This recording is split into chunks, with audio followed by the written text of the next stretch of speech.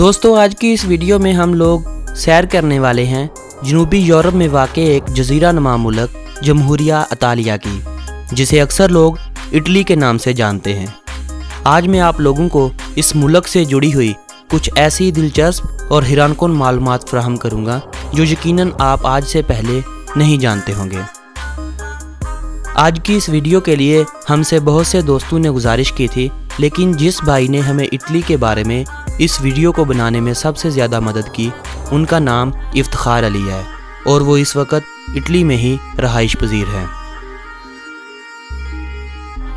हस्बे मामूल नए आने वाले दोस्तों से गुजारिश है कि अगर आपने अभी तक YouTube पर मौजूद हमारा चैनल जानी टीवी सब्सक्राइब नहीं किया तो जल्दी से चैनल को सब्सक्राइब कर लें ताकि तमाम वीडियो सबसे पहले आपको मिलती रहें। अपने रकबे के लिहाज से दुनिया भर में 71वें नंबर पर आने वाले इस मुल्क का कुल रकबा 3,01,336 मरबा किलोमीटर है। 5,94,00,000 अफराद की आबादी रखने के साथ ये मुल्क अपनी आबादी के लिहाज से दुनिया भर में 23वें नंबर पर आता है। इस मुल्क में ईसाईयत के बाद सबसे ज़्यादा तादाद मुसलमानों की है, जो कि एक अंदाज़ा 13,80,000 अफराद के करीब है। इटली अपनी मईशत के हवाले से दुनिया भर में 8वें नंबर पर आता है।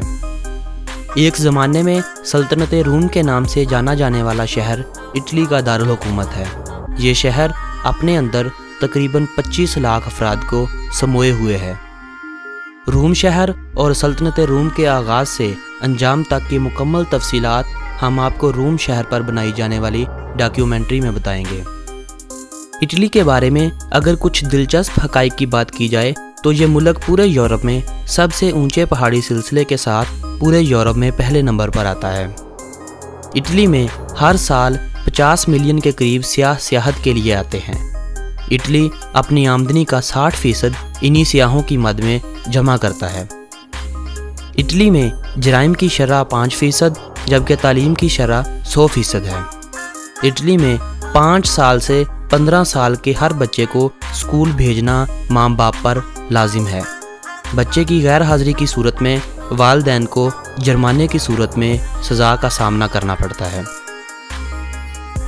इटली में एवरेज तनख्वाह 700 से 900 यूरो के दरमियान है। इटली में 90% के करीब बूढ़े अफराद अकेले रहते हैं। ये कौम अपने कुत्तों से इस हद तक प्यार करती है कि इनके कुत्ते रात को इनके बिस्तर में सोते हैं और अगर ये बाजार जा रहे हों तो इनका कुत्ता इनकी गोद में होता है। गधे का गोश्त इटालियन लोग बड़े शौक से खाते हैं, लेकिन पिग मीट इनकी सबसे ज़्यादा पसंदीदा डिश है। जिस तरह मुसलमान ईद उल अज़हा पर बकरों का गोश्त सबसे ज़्यादा शौक से खाते हैं, बिल्कुल इसी तरह इटालियन लोग क्रिसमस के मौका पर पिग मीट की डिश को अपने लिए सबसे ज़्यादा फोकियत देते हैं। अगर हम बात करें एमिग्रेशन की तो ये यूरोप के दूसरे ममालिक के मुकाबले में बहुत आसान है। यहाँ पर वर्क परमिट लेना भी दूसरे यूरोपीय ममालिक के मुकाबले में काफ़ी आसान है, लेकिन अफसोस की बात ये कि यहाँ पर मज़दूर तबके के लिए कोई ज़्यादा काम मौजूद नहीं है। अगर आप 10 साल से इटली में रहाइश पजीर हैं तो आप 10 साल की रेजिडेंट शो करते हुए इटालियन नेशनैलिटी के लिए अप्लाई कर सकते हैं। यहाँ की नई जनरेशन पढ़ाई में कोई ख़ास दिलचस्पी नहीं रखती। अगर कोई बच्चा 2 साल लगातार एक क्लास में फ़ेल हो जाता है तो तीसरे साल उसे अगली क्लास में प्रमोट कर दिया जाता है। इतालवी ज़ुबान के हामिल इस मुल्क में 95% ऐसे लोग भी पाए जाते हैं जो इंग्लिश नहीं जानते।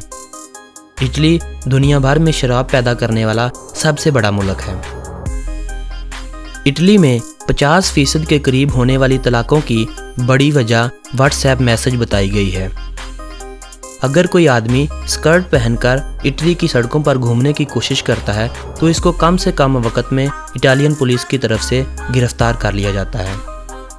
इटली में 1/3 अफराद ऐसे हैं जिन्होंने कभी इंटरनेट का इस्तेमाल ही नहीं किया। यहाँ पर बहुत कम लोग ऐसे मिलते हैं जो प्रोफेशनल कंप्यूटर ऑपरेटर हों। दुनिया की सबसे लंबी 57 किलोमीटर लंबी सुरंगनुमा सड़क इटली में पाई जाती है, जो इटली को स्विट्ज़रलैंड से मिलाती है और इस सड़क को बनाने में 17 साल लग गए थे। فٹ بال اٹلی کی قومی کھیل ہے اور حیرانگی کی بات یہ کہ اٹلی میں پاکستان کی طرح کوئی بھی فری گراؤنڈ نہیں ہے۔ یہاں کھیلنے والی ٹیموں کو منتھلی فیس ادا کرنی پڑتی ہے۔ اٹلی میں ڈرائیونگ کا قانون دوسرے ممالک کے مقابلے میں قدرے مختلف ہے۔ اگر آپ کے پاس اٹالین ڈرائیونگ لائسنس ہے تو آپ کو اس لائسنس کے ساتھ 20 پوائنٹ دیے جائیں گے۔ آپ کی ایک غلطی پر 1 پوائنٹ کاٹ لیا جائے گا۔ 20 غلطیاں مکمل ہونے پر آپ کو ڈرائیونگ لائسنس کے لیے دوبارہ اپلائی کرنا پڑے گا، اور اگر آپ بغیر لائسنس کے کار چلاتے پکڑے جاتے ہیں تو آپ کی کار ضبط ہو جائے گی اور اس کے ساتھ ساتھ آپ کو 1500 یورو جرمانہ بھی ادا کرنا پڑے گا۔ اٹلی کو عیسائیت کا گھر بھی کہا جاتا ہے۔ رومن کیتھولک فرقے کے روحانی پیشوا جنہیں پوپ کہا جاتا ہے، اٹلی میں ہی واقع ایک شہر ویٹیکن میں رہتا ہے، جو ہر سنڈے کو لوگوں کے سامنے آتا ہے۔ ان کے پوپ کے بارے میں کہا جاتا ہے کہ وہ کبھی بھی شادی نہیں کرتا۔ اس کے تمام حکم ماننا حکومت پر فرض ہوتا ہے۔ پوپ کا عہدہ تب تک اس کے پاس رہتا ہے جب تک وہ پوپ مر نہیں جاتا۔ کرسچن کی تاریخ میں صرف 2 ایسے پوپ گزرے ہیں جنہوں نے اس عہدے کو چھوڑ دیا تھا، ایک 100 سال پہلے اور ایک 2013 میں۔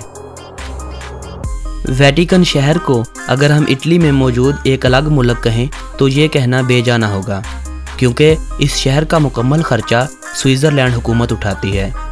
یہ شہر عیسائیوں کے لیے وہی اہمیت کا حامل ہے جو مسلمانوں کے لیے مکہ مکرمہ۔